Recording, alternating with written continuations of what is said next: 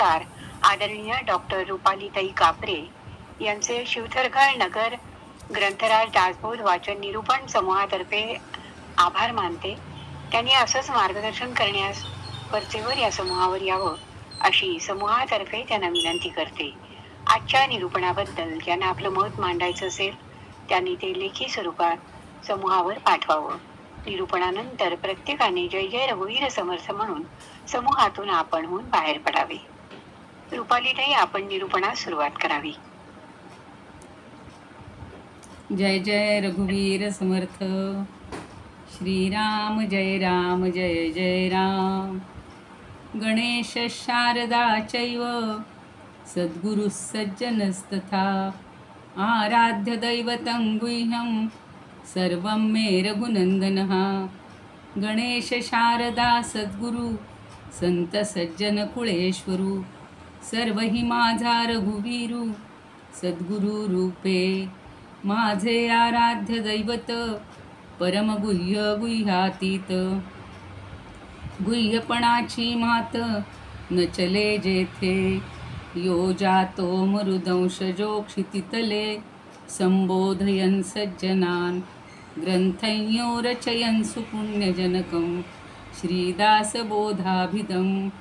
यः कीर्त्या पठनेन सर्वविदुषां स्वान्तापहारी सदा.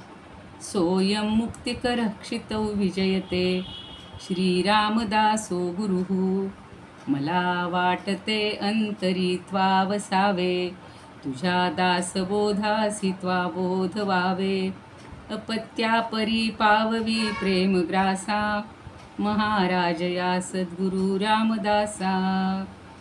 शुका सारिखे पूर्ण वैराग्य ज्याचे वसिष्ठा परिज्ञान योगेश्वराचे. कवी वाल्मिका सारिखा मान्य ऐसा नमस्कार माझा सद्गुरु रामदासा. जय जय रघुवीर समर्थ. सर्व या ठिकाणी उपस्थित ज्येष्ठ श्रेष्ठ साधक, निरूपणकार, समीक्षक या सर्वांच्या हृदयस्थ परमात्म्याला वंदन करते. तुम्ही श्रोते जगदीश मूर्ती. श्रोतेच नसतील तर सांगायचं कुणाला, म्हणून समर्थांनी त्यांना जगदीश मूर्ती म्हटले आणि आपण जगदीश मूर्ती आहात. सर्वांच्या हृदयस्थ आत्म्याला वंदन करते. श्रीरामांना श्री समर्थांना वंदन करते. ज्यांनी ही सुरुवात आजची छान केलेली आहे, ज्योत्स्नाताईंनी सुंदर असं रामदासायन त्यांनी आपल्याला सादर केलेलं आहे, त्यांच्याबद्दल. आणि नीलमताईंनी इतक्या सुंदर ओव्या गायलेल्या आहेत की मला असं वाटतं खरा हा समास ना फक्त श्रवणाने सुद्धा समजण्याजोगा आहे. समजण्याला काहीच अर्घत नाही, म्हणजे अवघड नाही आहे, पण आपण तो समजून घेऊन काल जसं सांगितलं तसं आत्मपरीक्षण करायचे, आपण आत्मनिवेदन करायचं आहे. आणि या सगळ्यातून आपण आज कुठे आहोत, आपल्याला याच्यातली काही चुकून लक्षणं आपल्याला लागू पडत असतील तर त्यांचा आपण त्याग करायचा आहे. समर्थांची कळकळ ती आहे की आपण हे सगळ्याचा त्याग केला पाहिजे. काल आपण वेगवेगळ्या विषयांचा आढावा घेतलेला होता आणि त्यातला एक छोटासा विषय राहिला आहे, तो आधी घेते. खरं म्हणजे त्या ओव्या शेवटच्या आहेत, पण कदाचित असं होतं की माझ्याकडून लांबलं गेलं निरूपण, तर कदाचित त्या महत्त्वाच्या ओव्या राहू नयेत, म्हणून मी आधी त्या घेणार आहे. काल मी म्हटलं होतं तसं सगळा जो हा समर्थांनी मूर्ख लक्षणाचा समास इतका छान सांगितलेला आहे. आणि तसाच एक ग्रंथ मागे मी बोलले होते काल की भर्तृहरींनी नीतिशतक नावाचा ग्रंथ लिहिला. तो सुद्धा त्यांनी कुठल्या प्रेरणेतनं लिहिला तर एक त्याची दंतकथा अशी आहे स्वतःचीच की एकदा एका राजाला, म्हणजे तो स्वतः राजा होता, पण असं म्हणताना म्हणले की एका राजाला एका सिद्धाने एक अपूर्व फळ दिलं. त्यानं ते मोठ्या प्रेमानं आपल्या पत्नीला दिलं. तिनं न खाता आपल्या जाराला दिलं. त्याची ही एक अत्यंत प्रीतीतली वेश्या होती, तिला त्यानं फळ दिलं. आता ती जी आहे वारांगना, तिला असं वाटलं की हे इतकं अपूर्व फळ आपण राजाला द्यावं, म्हणजे राजा माझ्यावर प्रसन्न होईल, आणि म्हणून तिनं ते भर्तृहरीला दिलं, म्हणजे त्या राजाला दिलं. आता राजाच्या लक्षात आलं की हा सगळा प्रवास कसा झाला आहे. असाच प्रवास आपल्याला भागवतामध्ये सुद्धा पाहायला मिळालेला आहे, ऐकलेला आहे. आणि राजानं ते फळ ओळखून त्याचा बारीक रीतीनं शोध करता करता त्याच्या लक्षात आलं की हे सगळं कृत्य आपल्या भार्येचं आहे. आणि हे त्याला समजलं तेव्हा त्यानं विरक्त होऊन आपल्या राज्याधिकांचा त्याग केला आणि तो वनवासात गेला. तर त्याचं हे जे सगळं स्वतःच त्यानं सांगितलेलं आहे. म्हणून तो काय म्हणतो त्या ठिकाणी, याम चिंतयामि सततं मयि सा विरक्ता साप्यन्यमिच्छति जनम सजनोऽन्यसक्तः अस्मत्कृते च परितुष्यति काचिदन्या धिक्तांच तंच मदनं च इमां च मांच. आपण पाहतोय की कुटुंबामध्ये या देहावर आणि आपल्या सगळ्या पत्नींवर, सगळ्या पुत्रांवर प्रेम करत असल्यामुळं आपण यात गुंतून पडतोय, आणि म्हणून आपली अशी काही आचरण हे आपलं मूर्खपणाचं ठरतंय. म्हणून त्याच्यातलंच थोडंसं समश्लोकी सांगतेय बघा. मी जी सचिंतित असे न रुचे तिला मी, माने तिला अपरतो पर अन्यगामी, संतुष्ट मदविषयी आन बघू वधूच पाही, धिक्तीस त्यास मदनास इला मलाही. त्यानं धिक्कार केलेला आहे. आणि या मूर्खांचं किंवा अज्ञ माणसाचं समाधान करणं किती अवघड आहे. म्हणून ते म्हणतात, अज्ञ सुखमाराध्य सुखतरमाराध्य ते विशेषज्ञ, ज्ञानलवदुर्विदग्धं ब्रह्मापि नरंजयती नरंजयती. म्हणजे ज्याचं एखाद्या अज्ञ मनुष्याचं किंवा मूर्ख मनुष्याचं समाधान करायचं म्हणलं तर खूप त्रास पडत नाही, पण त्याचं पूर्ण झाल्याचं तर फार म्हणजे समाधान त्याचं लवकर होतं. तो धड अज्ञही नाही आणि पूर्ण जाणताही नसतो. पण थोड्याशा ज्ञानानं गर्विष्ठ झाला तर त्याचं समाधान ब्रह्मदेवाच्यानेही होत नाही. म्हणून त्यांनी म्हणले, ब्रह्मापि नरम न रंजयती. ब्रह्मदेवसुद्धा त्याला रंजन करू शकत नाही. आता हा मूर्ख कसा असतो, तर त्याच्यासाठी मला एक फार आवडीचा सुंदर असा श्लोक आहे.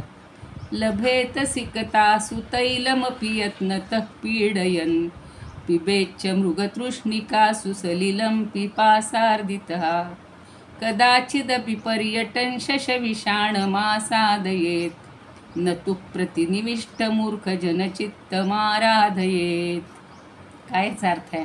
आपण नेहमी हे कौल म्हणतो, प्रयत्ने वाळूचे कणर गडिता तेलही गळे, तृषार्ताची तृष्णा मृग जळ पिऊनी ही वितळे, सशाचे ही लाघे विपिन फिरता शृंगही जरी, परंतु मूर्खाचे हृदय धरवेना पळभरी. अहो, त्याला आपण समाधान करूच शकत नाही. त्याच्या चित्ताचं समाधान, अवघड गोष्टी शक्य आहेत. कदाचित वाळूचं तेलसुद्धा रगडून प्रयत्न करून काढता येईल. अगदी तृषार्थ असेल तर मृगजळानं सुद्धा त्याची तहान भागेल. खूप फिरला तर सशाचं शिंगही मिळेल, पण मूर्खाच्या चित्ताचं समाधान कोणाच्यानेही होणार नाही. आता इतकी सगळी मूर्खांची लक्षणं सांगतायत. आता विद्यार्थ्यांना कुठले श्लोक किंवा कुठले यातली उपदेश उपयोगाचे आहे तेवढे 3 ओव्या सांगते, आणि मग आजच्या उरलेल्या ओव्यांचा आपण आढावा घेऊया. 67वी ओवी आहे बघा. काही ओव्या विद्यार्थ्यांसाठी म्हणून खास ज्या आहेत त्या आपण पाहतो. कळह पाहात उभा राहे, तोडविता कौतुक पाहे, खरे असता खोटे साहे तो एक मूर्ख. आता ही तरुण पिढी आहे. असं कुठं जर भांडण तंटा चालू असेल तर तो फक्त एक तटस्थ वृत्तीनं पाहत राहतो. सोडवण्यासाठी काही प्रयत्न करत नाही, उलट गंमत त्याची मजा करत राहतो. आणि खरं माहीत जरी असलं तरी तो खोटंसुद्धा सहन करतो. तर हा या तरुणाला फार मोठा धडा दिलेला आहे की खरंच तुम्ही खऱ्यालाच किंमत द्या. सत्यम ब्रूयात प्रियम ब्रूयात ना ब्रूयात सत्यम अप्रियम. कधीही सत्य पण खोटं बोलू नका. म्हणजे सत्यालाच महत्त्व आहे. आणि अशा प्रत्येक ठिकाणी तरुणांनी थोडंसं लक्ष देऊन इतरांना समाधान करण्याचं हे काम करायला पाहिजे.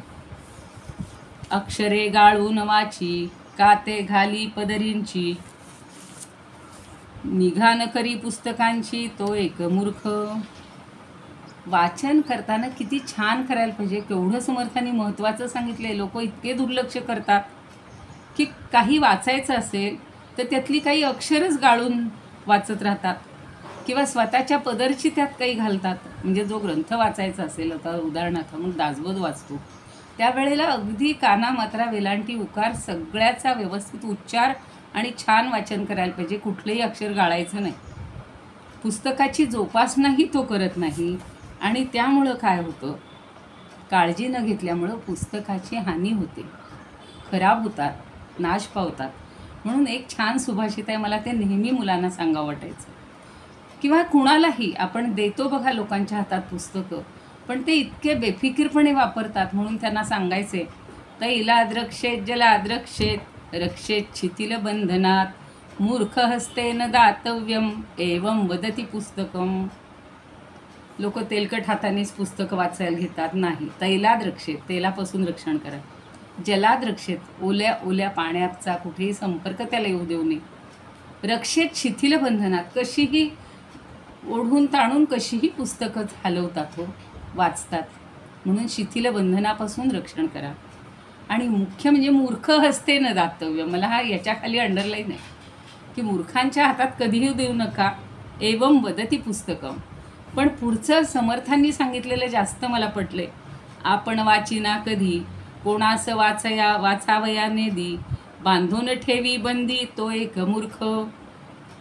स्वतःच्याकडे भरपूर पुस्तकांचा साठा असेल किंवा जी नियमित क्रमित पुस्तकं असतील ती असतील, ज्या कोर्सची असतील ती असतील, पण तो कधी दुसऱ्या स्वतः तर वाचतच नाही, नुसतं शोला ठेवणार आणि दुसऱ्याच वाचायला देत नाही, दप्तरात बांधून ठेवतो.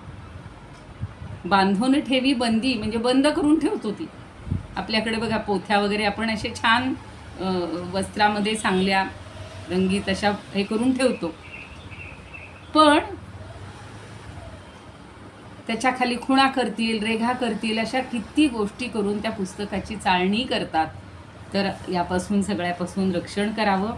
आणि असं जो करत असेल तो मूर्ख आहे असं म्हणले. पुस्तक नीट ठेवता आलं नाही तरी आपण मूर्ख होणार आहे. आणि म्हणून मुलांना हे समजावून द्यायचे.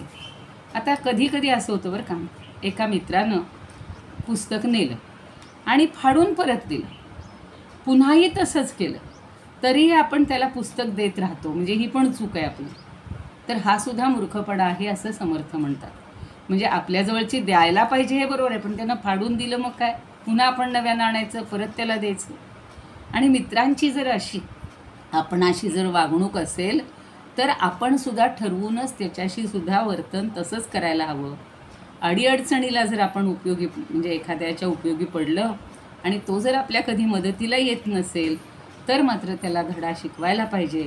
म्हणून समर्थाने एक ठिकाणी म्हणलेलं आहे बघा, दुसऱ्याचे अंतर जाणावे तदनुसारची वर्तावे लोकांस परीक्षित जावे नाना प्रकारे. त्याच्यासाठी सुद्धा छान छान कथा आहेत बघा. की एकदा एक उंट वाळवंटात तहानेनं कासावीस होऊन फिरत होता. अचानक त्याला एका प्रवाशाचा तंबू दिसला. त्यानं प्रवाशाजवळ पाणी आणि आसरा मागितला. आता प्रवाशानं पाणी दिलं, पण तंबू लहान असल्यामुळं आसरा नाकारला. तथापि उंटाने काय केलं, आपली मान ठेवण्यापुरती जागा मागितली. मग त्यानं आधी मान ठेवली, मग पुढचे पाय ठेवले, मग मागचे पाय ठेवले. असं करत करत तो उंट तंबूतच शिरला आणि प्रवासी उन्हात तळपायला लागला. आपण सुद्धा एखाद्याला इतकी मदत करतो की त्यामुळं आपलं नुकसान होतंय हे सुद्धा आपल्या लक्षात येत नाही. आणि म्हणून जो घेणारा आहे तो धूर्त असतो. अशा लबाड माणसांशी आपण नीट वागलं पाहिजे. बरेच समर्थांचे ओव्ये आहेत किंवा श्लोक आहेत, पण आता आपण आपल्या विषयाकडे येऊया. हा सगळा जो काही समाजात असं वागणं आहे हा सगळा मूर्खपणाच आहे. आणि म्हणून आपण काय करायला पाहिजे, तर आता एक 13वी ओवी राहून गेलेली आहे कालची. अगदी छोट्या छोट्या गोष्टी पण किती बारकावीनं सूक्ष्मपणे समर्थ आपल्याला सांगतात.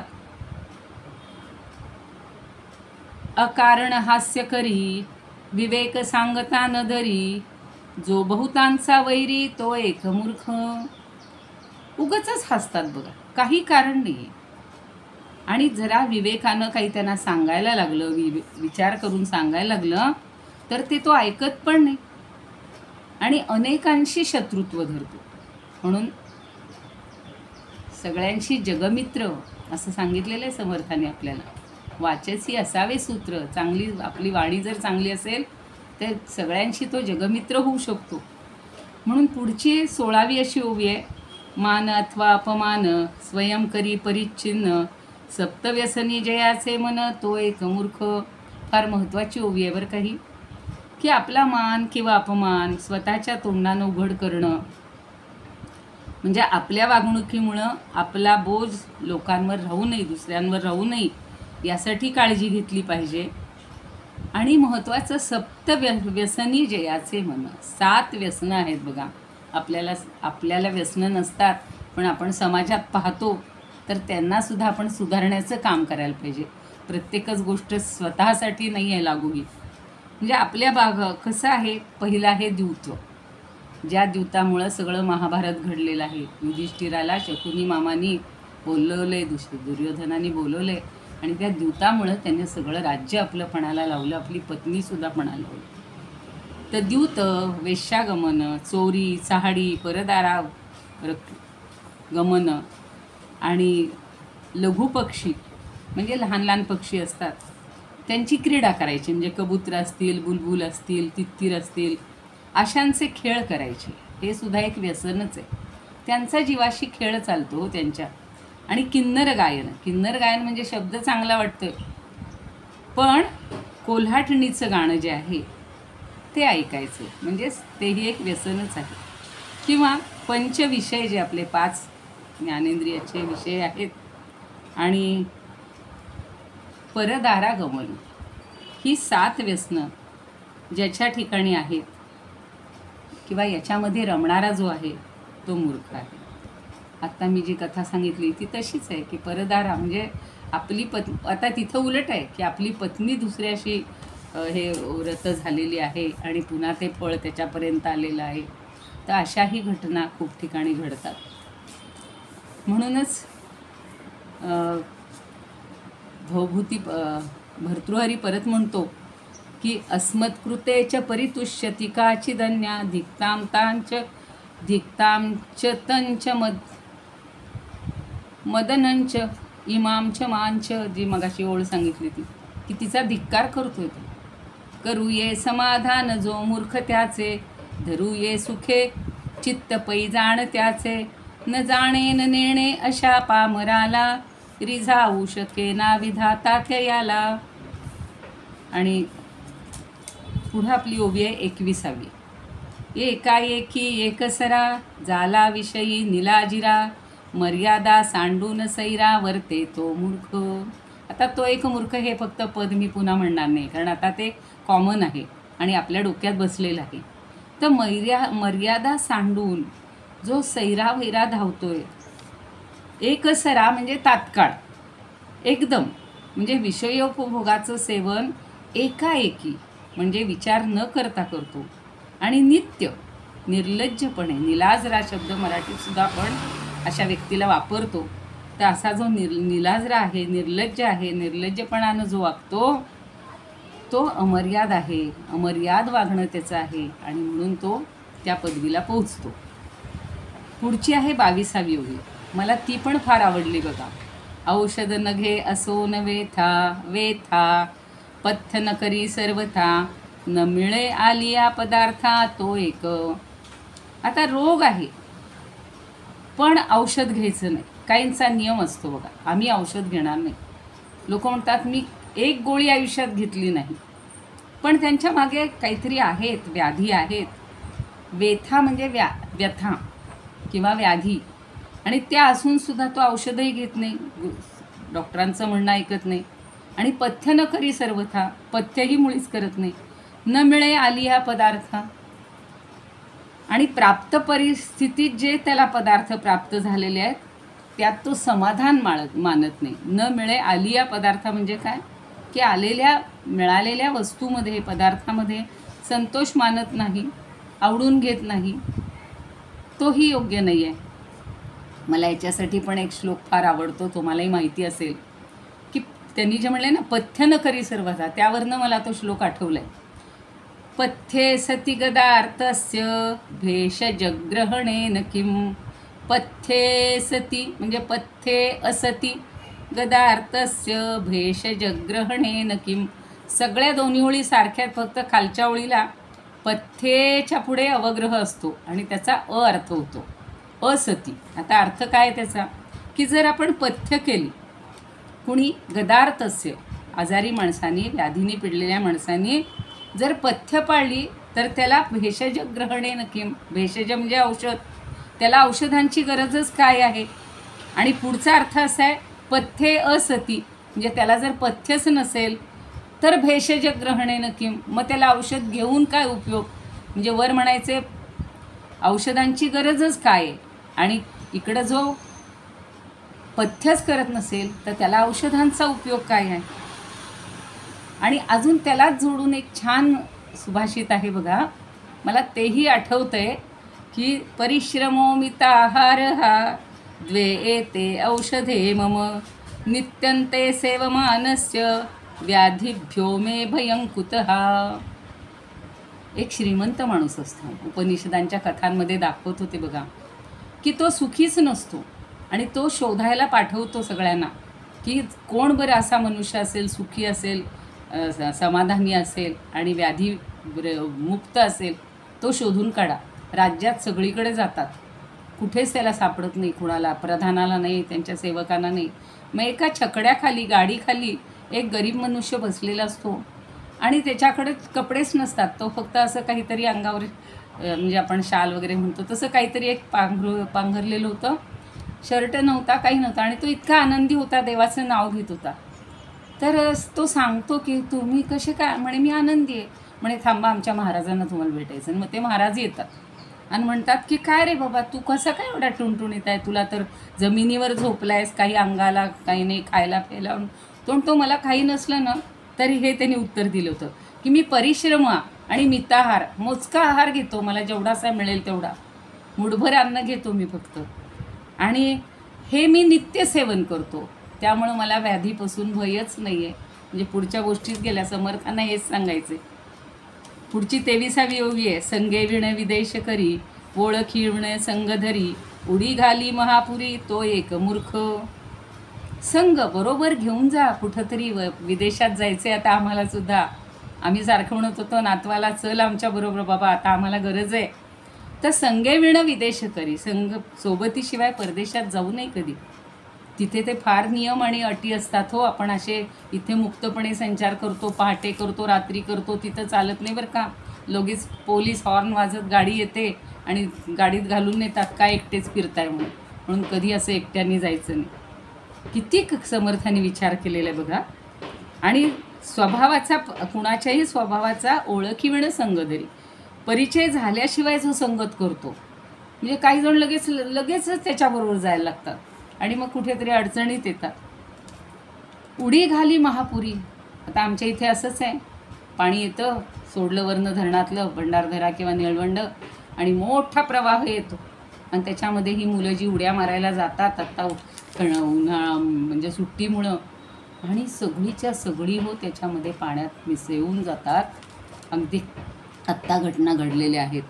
तर म्हणून उडी घाली महापुरी हे सुद्धा सांभाळलं पाहिजे. आपला जीव काय, आपण कशामध्ये हिम्मत करून किंवा असं धैर्य दाखवायचे, तर हे बरोबर नाही आहे. म्हणून ओळख झाल्याशिवाय तुम्ही मैत्री करू नका. याच्यासाठी बघा, संबंध शाकुंतल घडलं आहे बरं का. मला एकदम तो प्रसंग आठवतो आहे, की शकुंतला एकटी आश्रमामध्ये तिच्या मैत्रिणींबरोबर असते आणि दुष्यंत राजा तिथे येतो. तिच्यावर तो लुब्ध होतो आणि तिच्यावर प्रेम करतो. पण ऋषी जे आहेत, कण्वमुनी, ते बाहेर गेलेले असतात आणि त्यांचं प्रेमाची परिणती विवाहात होते. गांधर्व विवाह केला आणि तो निघून जातो आणि म्हणतो की मी परत माझ्या सेवकांना पाठवीन किंवा मी तुला परत न्यायला येईन. आणि ती गर्भवती राहते. तेव्हा ते कण्व परत आल्यावर त्यांच्या लक्षात आलं आणि ते म्हणतात की आता तिची पाठवणी करावी. तर तिची पाठवणी करतात. तर तो राजाला दुर्वास ऋषींनी, म्हणजे हिला शाप दिलेला असतो, ही मग्न असते त्याच्याच चिंतनात, आणि मग दुर्वास मुनी येतात, भिक्षांदेही, तिला भिक्षा घालत नाही, त्यांचं आतिथ्य करत नाही. ते म्हणतात की तू ज्याचं स्मरण करतेस, चिंतन करते, तो तुला विसरून जाईल. आणि तो विसरून गेला. आता बघा 5 मिनिटाची हे झालेली ओळख झालेली, जास्त सहवास नाही, आणि त्याच्यावर तिने इतकं आत्यंतिक प्रेम केलं. मोठं नाटक कालिदासाला लिहायला मिळालं त्यामुळं. आणि आपल्यालाही त्याच्यातनं खूप संदेश मिळतो. पण त्या कडवांनी तिची पाठवणी करताना आजच्या वडिलांनी प्रत्येक मुलीला जो संदेश द्यावा इतका सुंदर दिलेला आहे की तू आपल्या सासू सासऱ्यांची सेवा कर, मोठ्यांचा मान राख, वगैरे वगैरे. पण हे जे आहे की अंतःसमीक्ष, म्हणजे अंतःकरण पाहिल्याशिवाय, त्याचा स्वभावाचा परिचय झाल्याशिवाय काही तू करू नकोस मैत्री. आता 25वी आहे ओवी. सेवक झाला लक्ष्मीवंत, तयाचा होय अंकित, सर्व काळ जो दुश्चित, तो एक मूर्ख. आता लक्ष्मीवंत म्हणजे एकदम श्रीमंत झाला, मोठ्या भाग्याला चढला की तो लगेच काय करतो, म्हणजे त्याच्या अंकित होतोय, सेवकाच्या अंकित होतोय. कारण सेवक श्रीमंत झाला म्हणजे आपल्याला तोही राहत नाही भान की तो आता सेवक होता, त्याच्या आपण अंकित कसं व्हायचं.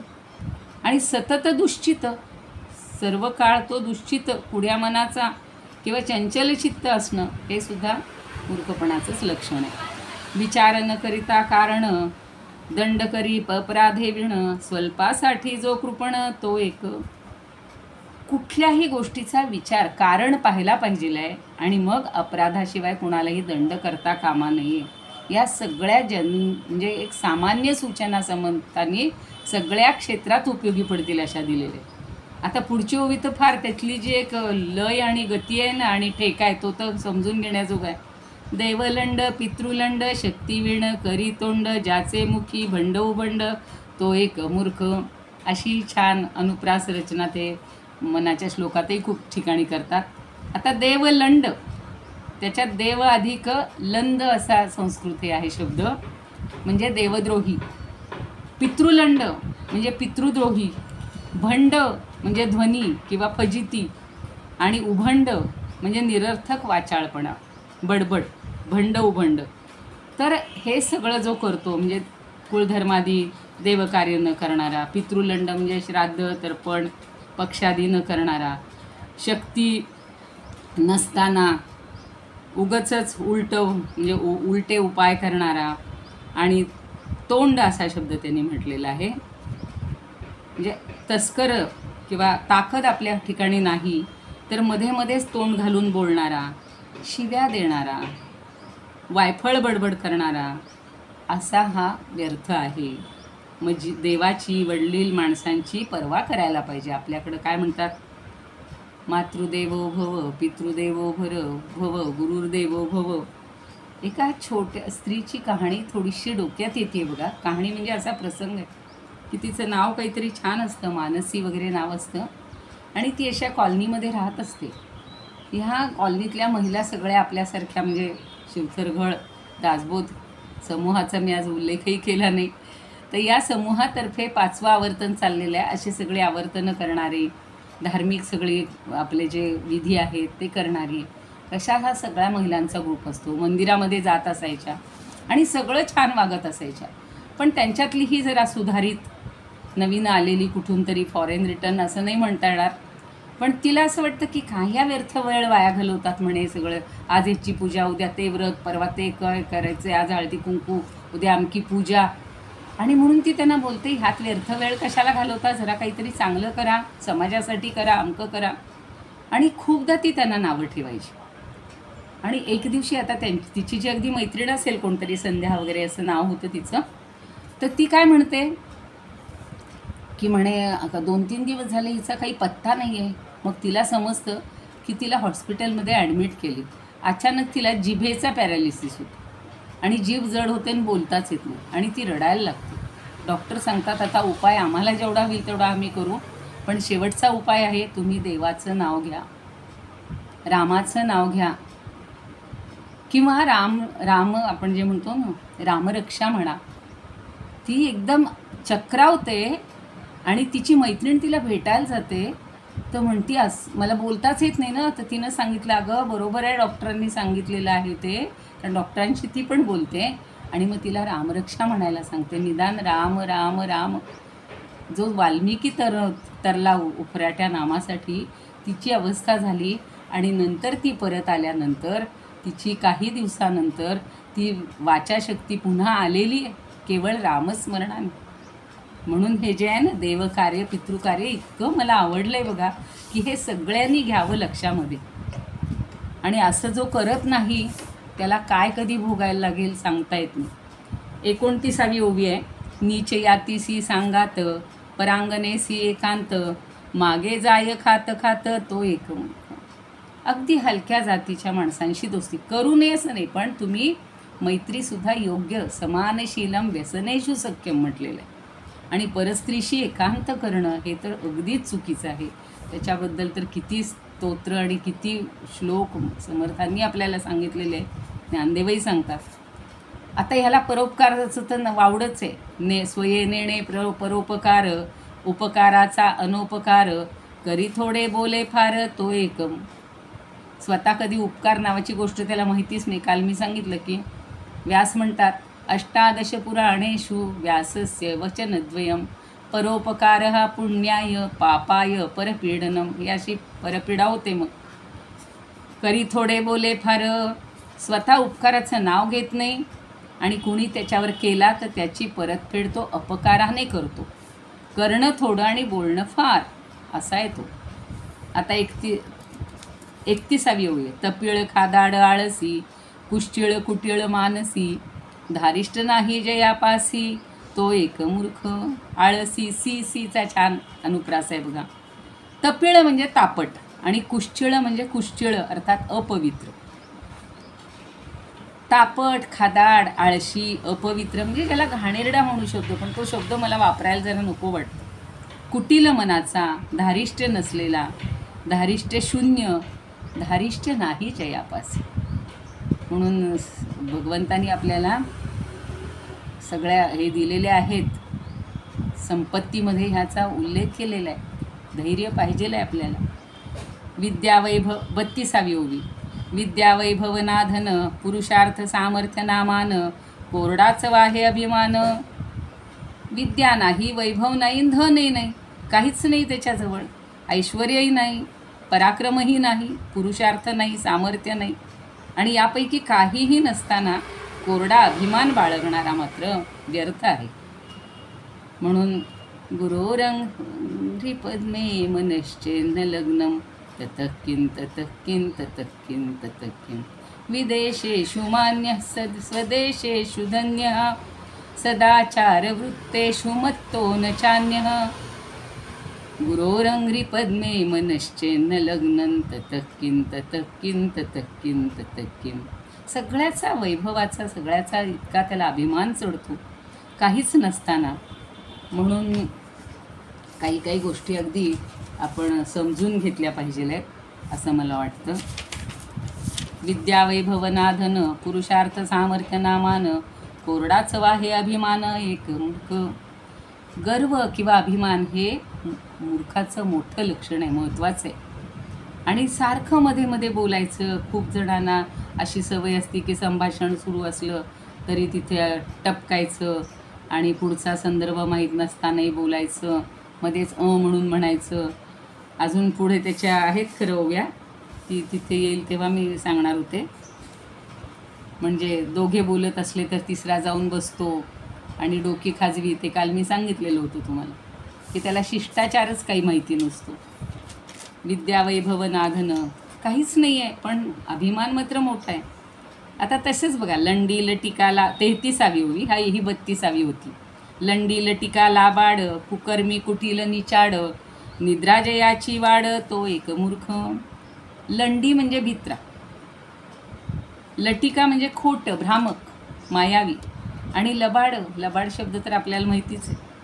त्यांनी लाबाड असा वापरला आहे बरं का, लाबाड म्हणतात. आणि वाड म्हणजे विस्तार विपुलता. आणि भित्रा लंडी खोटा लबाड वाईट कर्म करणारा आणि निलाजरा असा जो आहे ना, त्याला निद्राही जास्त आहे, असा जो आहे झोपाळू. सगळी दुश्चिन्ह ही तमोगुणाची सांगितलेली आहेत. आता त्याच्यावर जर खरं 50-60 ओव्या जर सांगायच्या म्हणलं तर आपल्याला त्याच्याच एक मी काही 2-4 सांगणार आहे नंतर. आधी आपल्या ओव्या तर होऊ द्यात. आता 36, 37, 38 अशा ओळीनं ओव्या आहेत बघा. वैधृती आणि वितिपात नाना कुमुहूर्ते जात अपशकुने करी घात तो एक. आता हे मात्र ज्योतिषशास्त्राशी संबंधित आहे. मी काल आमच्या इथल्या गुरूंनाही फोन केला होता की वैधृती आणि वितिपात किंवा व्यतिपात म्हणतात, तर ते मला जरा सांगता का जास्त हे करून. तर ते म्हणे काही नाही, जन्माच्या वेळेला हे कुयोगच मानलेले आहेत. मग तिथीवार जे आपण पंचांगात पाहतो की तिथीवार, नक्षत्र आणि योग याच्यानुसार हे कुयोग ज्याला म्हटलेलं आहे की त्यामुळं त्या योगावर ते जन्माला आले आणि मग त्याच्यामुळं अपशकुन घडतात किंवा घरामध्ये काही अडचणी येतात. म्हणून मग काय करतात तर त्यांची शांती म्हणा किंवा आपण जशी कुठलीही पूजा करतो, यज्ञ वगैरे करायचं असेल तर देवतांची वेगवेगळ्या, त्याच्या प्रत्येकाच्या वेगळ्या देवता आहेत, आता जास्त सांगत नाही. पण 5 मंडल करायची, ते मांडून अशी पूजा करायची आणि वेगवेगळ्या मग देवतांना आवाहन करून त्यांची शांती करायची असते. म्हणजे मग हा जो काही कुयोग घडला आहे, जसं मृत्यूचा पण योग असतो बघा, तसा हा जन्माचा योग आहे. आणि असा जो आहे त्यामुळं त्याच्यामुळं अपघात होतात किंवा अपशकुन होतात, इतरांचा घात होतो. आता हा त्याचा कदाचित दोष नसेल, पण हा दोष त्याच्या पूर्वजन्मीच आहे आणि त्यामुळं तो अशा कुयोगावर जन्माला आला. आता पुढची 37वी आहे. क्रोधे अपमाने कुबुद्धी आपण असं आपण वधी जय असं नाही दृढबुद्धी. आता म्हणून मला पुन्हा गीतासारखी येते की दंभो दर्पोभिमानश्च क्रोध पारुष्यमेवच. ती सगळी आसुरी संपत्ती आहे. आणि मग क्रोधानं अपमान झाला असं वाटून दुर्बुद्धीनं आत्महत्या पण करतो. किती एवढ्याशा गोष्टी. आता तिथे एक छान कथा परवा आलेली होती की मी जर ह्या परीक्षेमध्ये पहिला आलो तर तुम्ही मला अमुक अमुक जी आत्ता नवीन कुठली असेल कार जन्माला आलेली ती मला घेऊन द्या. आणि म्हणून वडील आपला लाडका मुलगा आहे, पण त्याला अभ्यासाला प्रवृत्त करतात. तो त्यात पहिला नंबर मिळवतो, त्याचा रिझल्ट समजतो वडिलांना आणि तो आल्या आल्या वडिलांना म्हणतो की बघा बाबा तुमचे आशीर्वाद आणि माझ्या प्रयत्नामुळे मी पहिला आलो.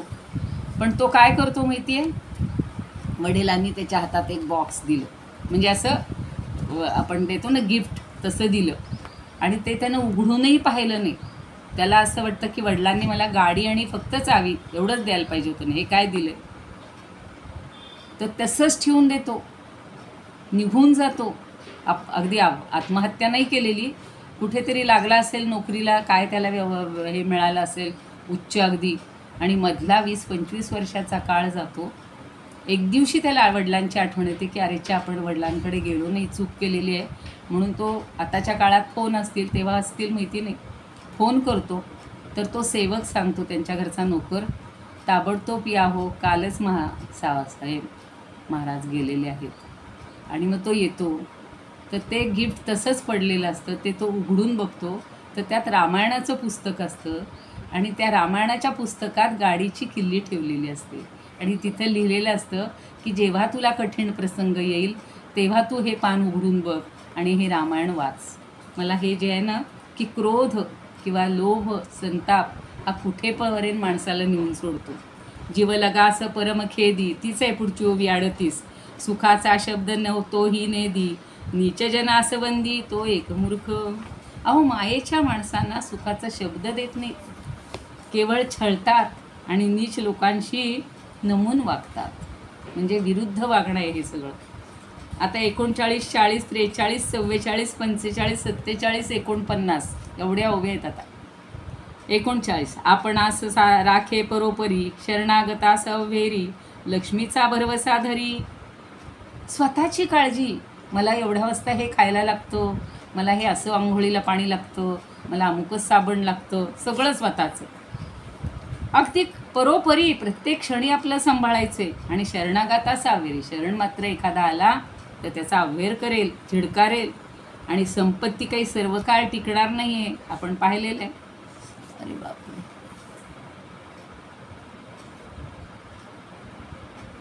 तर संपत्ती ही आपली कायम टिकणारी नाही आहे, पण तरीसुद्धा तिच्यावरच जास्त हे ठेवणारा असा. पुढचं 40. पुत्र कलत्र आणि दारा इतुकाची मानुनिया थारा विसरून गेला ईश्वरा. हे तर मला फार आवडलेली आणि शंकराचार्यांचं लगेच गुरुवष्टक आठवतं. कलत्रम धनम पुत्र पौत्रादि सर्वं गृहं बांधवा सर्वमेतद्धि जातं गुरोरंघ्रि पद्मे मनश्चेन्न लग्नं ततः किं ततः किं ततः किं ततः किं. इथे गुरु म्हणजे ईश्वरच सांगितलेलं आहे. गुरु परमात्मा परेषु. तर त्या गुरुची म्हणजेच ईश्वराची आठवण आपल्याला क्षणोक्षणी आली पाहिजे. सगळं वैभव मिळालं हो, पण मी मात्र त्या भगवंताला विसरून चालणार नाही. जैसे जैसे करावे तैसे तैसे पावावे. 41. हे जयास नेणवे तो ज्याचं ज्याचं, म्हणून आपण म्हणतो जैसे ज्याचे कर्म तैसे फळ देतो रे ईश्वर. अहो जसं कराल तसं भराल, हो की नाही? कराल तसं भराल, करावं तसं फळ पावावं. ते ज्याला कळत नाही.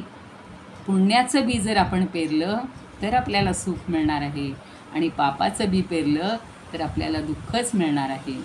42 आहे. पुरुषाचे नि अष्टगुणे स्त्रियांचे ईश्वरी देणे ऐशा केल्या बहुत जेणे. आता स्त्रीला म्हणे अष्टगुण 8 पद अशी शक्ती असते, सामर्थ्य असतं. आणि खरंच आहे, अष्टभुजा तिला उगाच नसतील म्हणत देवीला, आणि ती अधिक काम करते. आता काम हा शब्दही त्याच्यात, कामाच्या बाबतीत काम शब्द 2 ठिकाणी वापरता येतो. काम हा पुरुषार्थ आणि काम म्हणजे रोजचं काम. तर तिची 8 पट शक्ती असते. आणि पुढे एक ओवी अशी आहे. कुकर्माचा आगरू तो ही करू गोचरू तामस करता. नीच कर्माची खाण असलेला तो तामस करता आहे, असं ज्ञानेश्वरीत म्हटलेलं आहे बघा. मला मुद्दाम ते आठवलेलं आहे की असे नीच कर्म करणारे आहेत ना, ते आपण टाळायला पाहिजे. दुर्जनाचे निबोले. 43. मर्यादा सांडून चाले दिवसा झाकिले डोळे. दिवसा मात्र झोपा काढणार आणि दुर्जनाच्या बोलण्याप्रमाणे वागणार, आणि मर्यादा सांडून म्हणजे अमर्यादेचं वागणं आहे सगळं. म्हणून काल मी सांगितलं होतं दुर्जन हा परिहर्तव्य विद्येया अलंकृतोपि सन. तर 44 आहे बघा. पुन्हा ते पितृलंड देवलंड तशीच. मातृद्रोही पितृद्रोही ब्रह्मद्रोही स्वामीद्रोही सगळं असं जे आहे तो एकमूर्ख. म्हणून न मूर्ख जनसंपर्क हा सुरेंद्र भवनेश्वपी. एक वेळ वरम पर्वत दुर्गेशु भ्रांतम वनचरैसह. अहो एक वेळ पर्वतात फिरणं परवडलं, वनातल्या लोकांबरोबर राहिलेलं चालेल, पण मूर्खजनांचा संपर्क नको, असं हे नीतिशतकात सांगितलेलं आहे. मला हेच वाटतं आहे की त्यांची संगत नको म्हणली, आणि समर्थांनी आपल्याला आपल्याजवळचाच मूर्खपणा किंवा असे काही दोष असतील ते टाकायला सांगतायत.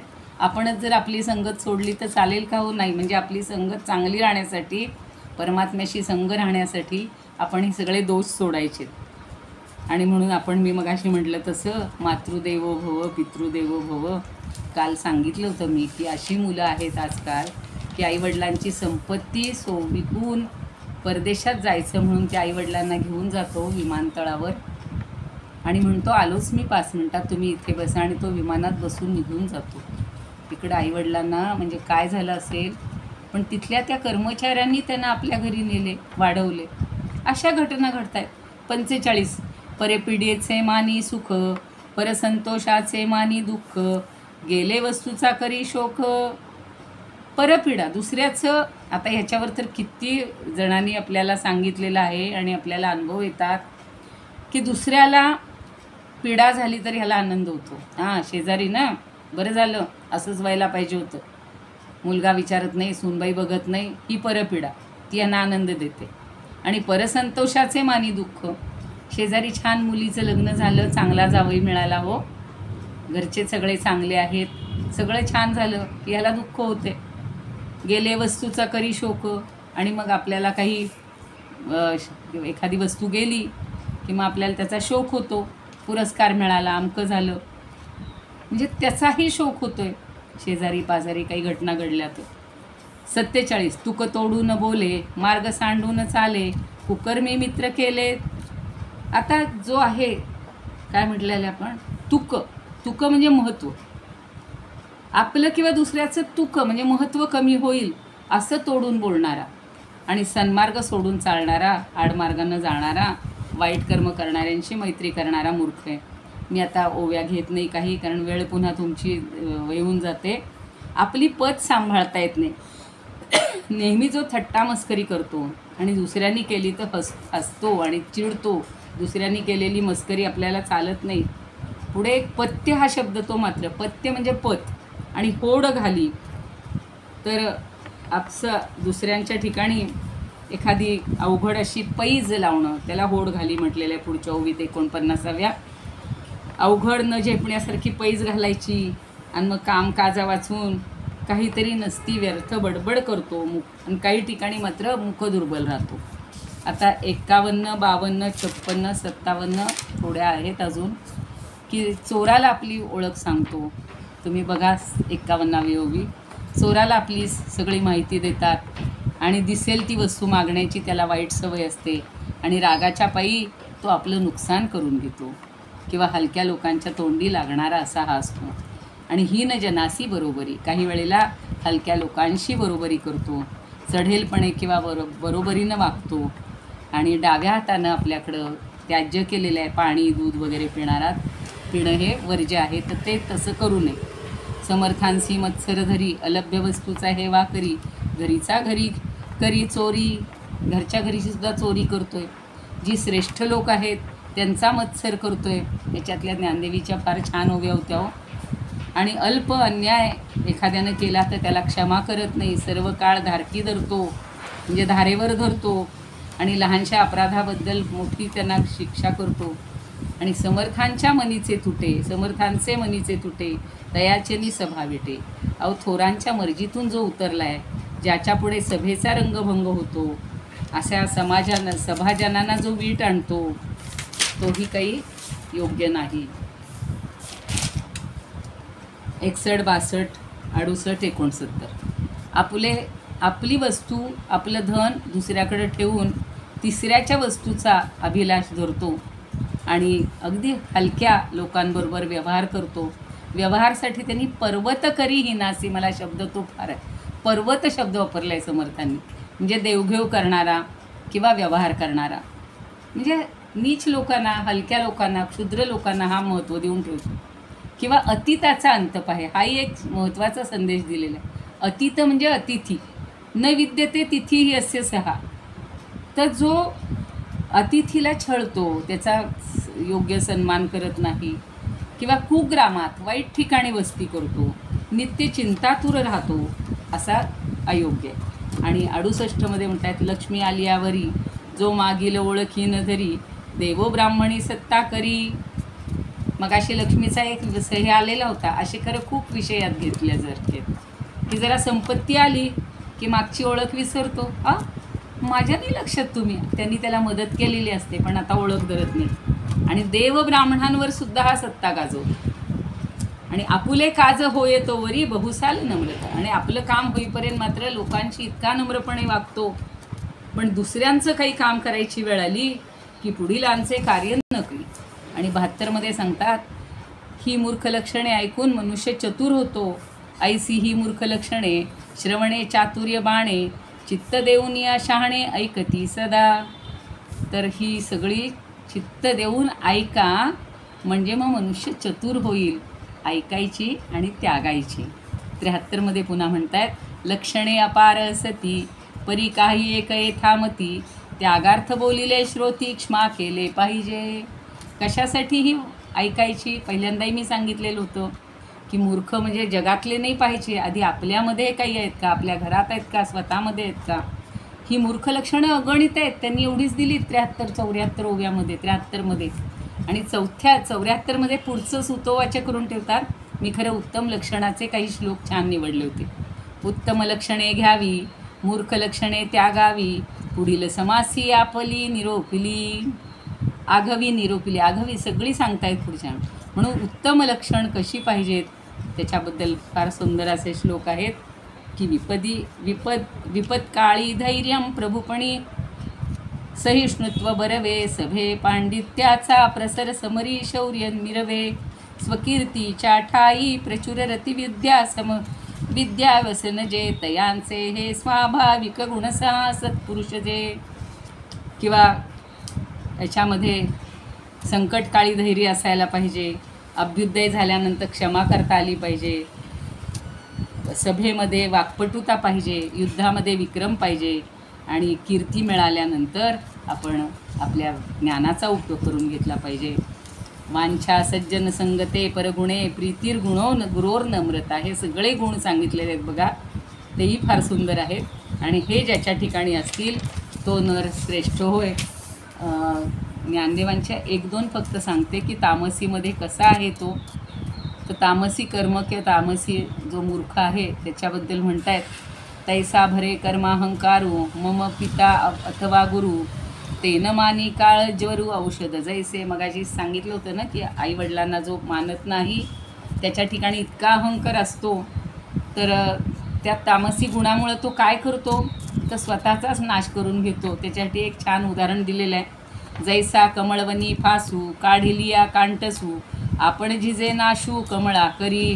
हा जो तामसी मनुष्य असतो तो काय करतो की पद्मवनाला म्हणजे कमळांच्या वनाला काटेरी एखादं जे साधन घेतो आणि त्याला ओढून घेतो, त्या कमळांची हिंसा करतो.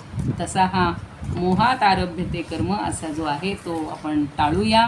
आणि मला ही संधी दिलेली आहे शिवथर घळ नगर दासबोध वाचन निरूपण समूहानी 2 दिवस सलग मला मिळालेली संधी. का तर पुढच्या महिन्यात मी गावाला जाईन, मला ही करण्याला कदाचित जमणार नाही म्हणून. तर मी पुन्हा काल ताईंनी जे सांगितलं होतं ते फक्त गीत थोडं म्हणते आहे आणि माझ्या वाणीला विराम देते. आपण सगळेजण मन लावून ऐकत आहात, त्याच्यामध्ये काही त्रुटी असतील तर मला क्षमा करा. समर्थ आणि श्रीरामचरणी ही माझी सेवा अर्पण करते आणि पुन्हा गणरायाला वंदन करते. जयसी हे गणनायक गणनायक ऋद्धी सिद्धी विनायक. जयसी हे गणनायक गणनायक. त्वं हि धाता त्वं विधाता त्वं पिता नस्त्वं च माता त्वं जगत्त्रय कारक. जयसी हे गणनायक गणनायक. सौख्यकर्ता दुःखहर्ता बुद्धिदाता तिमिरहंता त्वं हि संस्कृती रक्षक. जयसी हे गणनायक गणनायक. श्रुतिपुराणै कीर्तितन्ते प्रणवरूपं राजते तेन सकलोद्धारक. जयसी हे गणनायक गणनायक. आणि कालचे 2 ओव्या मला म्हणायच्यात, त्याशिवाय मी थांबणार नाही आहे. त्वयिच्छे प्रभो आनंद सिंधो मेधामयी वितीर्यता यच्च दुरितं दीनबन्धो तत्र दूरन्नीयतां. त्वयि च वीर्यं विद्यते यत् तच्च मयि निधीयतां.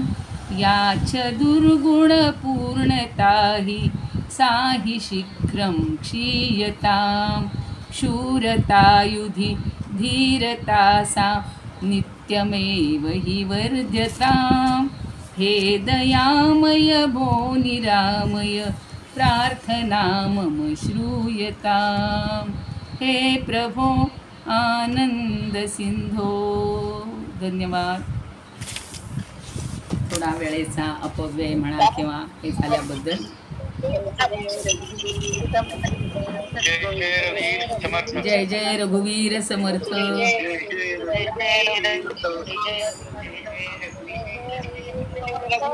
समर्थ.